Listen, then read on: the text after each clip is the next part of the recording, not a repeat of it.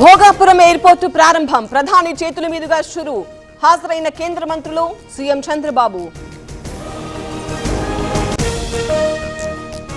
18,000 కోట్ల ప్రాజెక్టులకు శ్రీకారం చుట్టాం ఇది చంద్రబాబు విజన్ కు సాక్ష్యం ఏపీలో డబుల్ స్పీడ్ తో అభివృద్ధి జరుగుతోందన్న మోదీ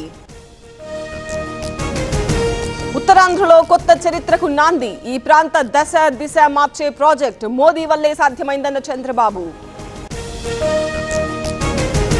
మోదీ ఎన్నో మాటలు పడ్డారు అయినా దేశాభివృద్ధి ధ్యేయంగా పనిచేస్తున్నారు 140 కోట్ల మందిని ముందుకు నడుపుతున్నారన్న పవన్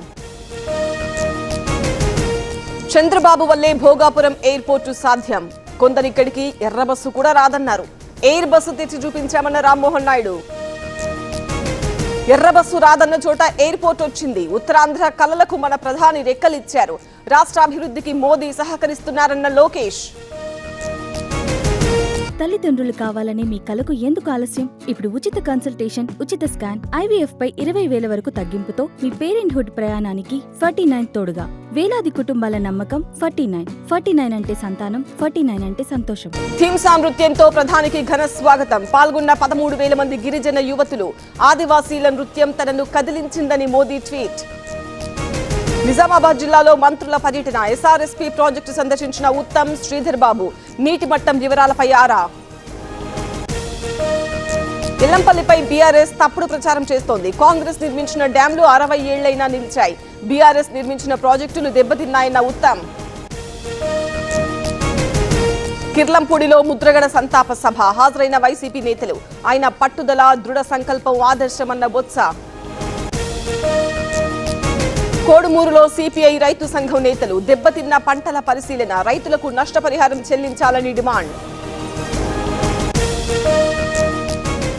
ముగిసిన సెలెక్ట్ కమిటీ సమావేశం హేట్ స్పీచ్ బిల్ పై చర్చించిన కమిటీ వారం రోజుల్లో మరోసారి సమావేశం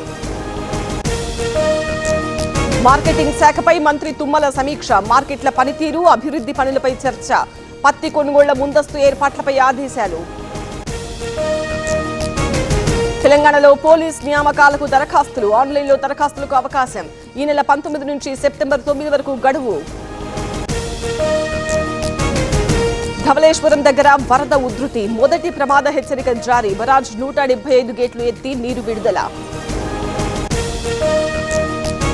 భద్రాచలంలో గోదావరికి పోటెత్తిన వరద మూడో ప్రమాద హెచ్చరిక జారీ 56 అడుగులు దాటిన నీటి మట్టం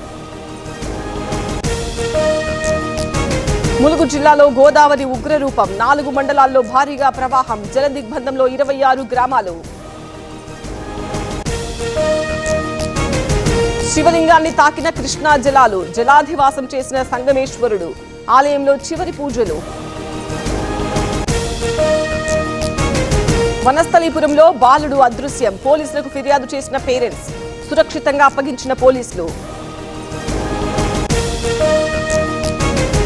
మహారాష్ట్రలో చిరుత కలకలం భద్రావతి పట్టణంలో సంచారం భయాందోళనలో స్థానికులు